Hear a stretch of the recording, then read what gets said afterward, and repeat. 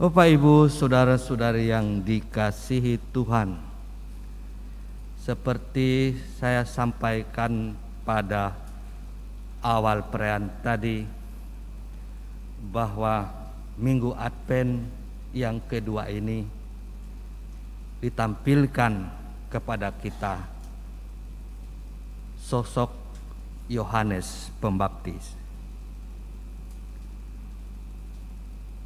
Yohanes Pembaptis adalah sosok yang dinubuatkan Yesaya bahwa ia akan datang untuk mempersiapkan Sang Mesias. Itu juga yang kita dengar dalam bacaan pertama tadi dalam kitab Baruk. Apa yang dikatakan dalam kitab Baruk tadi menunjuk pada sosok Yohanes Pembaptis yang menyerukan tentang pertobatan untuk menyambut kedatangan Sang Mesias. Penginjil Lukas sengaja memberikan catatan yang cukup detail tadi mengenai masa pelayanan Yohanes. Ada 7 nama penting tadi disebut.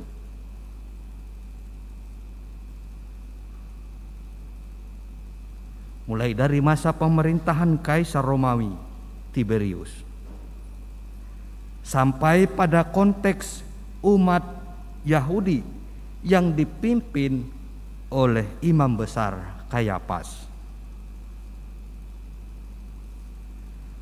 Dan merupakan suatu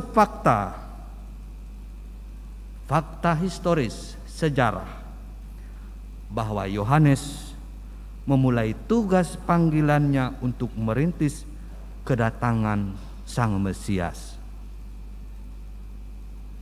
Jadi bukan hanya khayalan cerita fiksi, tapi ada data historis yang sangat jelas. Bapak Ibu saudara-saudari yang dikasihi Tuhan, pemberitaan Yohanes jelas dan lugas. Bertobatlah dan berilah dirimu dibaptis, dan Allah akan mengampuni dosamu. Juru selamat akan datang untuk membawa keselamatan dari Allah kepada umat yang mendurhakainya, yang berkali-kali bahkan jatuh ke dalam dosa. Maka bertobat menjadi kata kunci untuk menyambut Kristus. Bertobat dalam pengertian bahasa Yunani ialah merubah pikiran. Namun dalam konsep orang Yahudi, termasuk di dalamnya ialah mengubah arah hidup. Jadi bukan hanya pikiran, tapi juga arah hidup. Arah hidup itu komplit, menyangkut pikiran, hati, perasaan, dan tindakan.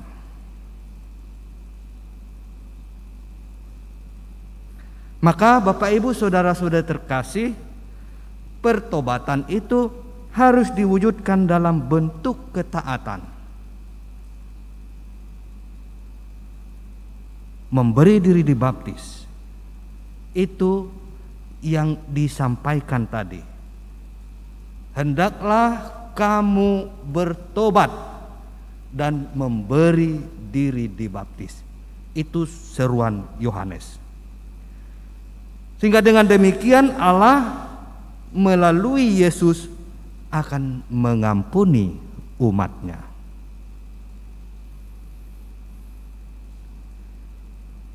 Bapak Ibu saudara-saudari yang dikasihi Tuhan, panggilan untuk bertobat disertai janji pengampunan ini bukan hanya berlaku untuk umat Yahudi pada masa lampau, juga sekarang. Bukan hanya untuk bangsa Israel, tapi juga bagi semua umat di muka bumi ini. Seruan Yohanes, bertobatlah dan berilah dirimu dibaptis, kena juga dengan kita. Tapi mungkin kita katakan, saya sudah dibaptis. Benar.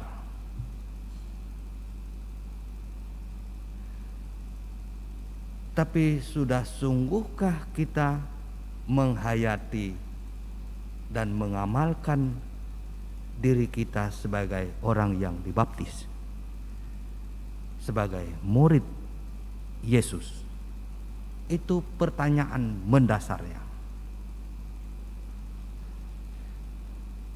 Dan jelas apa yang diserukan Yohanes Pembaptis itu tetap relevan untuk kita. Bertobatlah dan berilah dirimu dibaptis. Maka Bapak Ibu saudara-saudara terkasih, mari kita menjadikan masa Advent ini yang sekarang sudah memasuki minggu yang kedua sebagai kesempatan yang sangat baik untuk merespon panggilan Tuhan dengan bertobat. Artinya apa? Artinya bersedia mengubah pikiran dan tindakan kita. Selama ini mungkin kita hidup lebih banyak untuk diri kita sendiri, dengan pula mengabaikan firman Tuhan dan tidak peduli dengan sesama kita.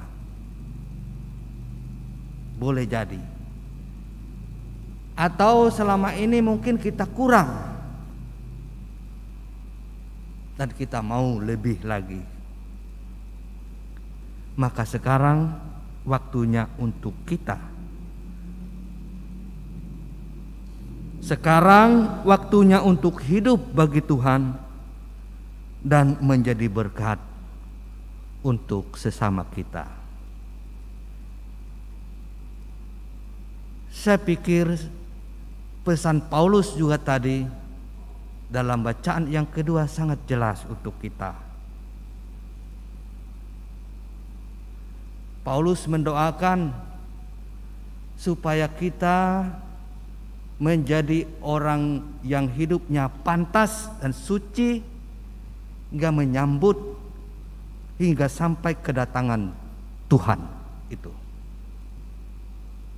Dan dia menasihati bagaimana kita dapat hidup pantas dan suci itu dengan tindakan yang konkret. Hendaklah kasihmu semakin melimpah. Itu tadi dikatakan Paulus. Yohanes Pembaptis juga mengingatkan kita untuk hidup dalam kasih dan saling mengasihi.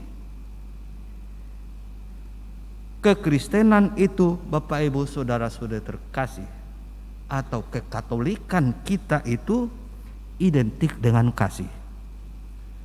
Karena ajaran utama, ajaran pokok dari Yesus, Sang Juru Selamat yang kita ikuti, yang kita percayai adalah cinta kasih.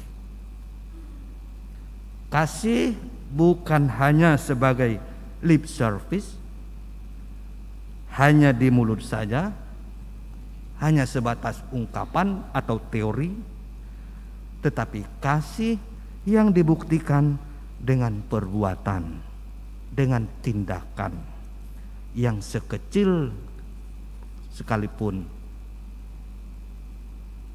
tapi itu kita lakukan dengan hati, dengan tulus, dengan jujur. Memiliki kasih berarti punya kepedulian satu sama lain, terutama kepada sesama kita.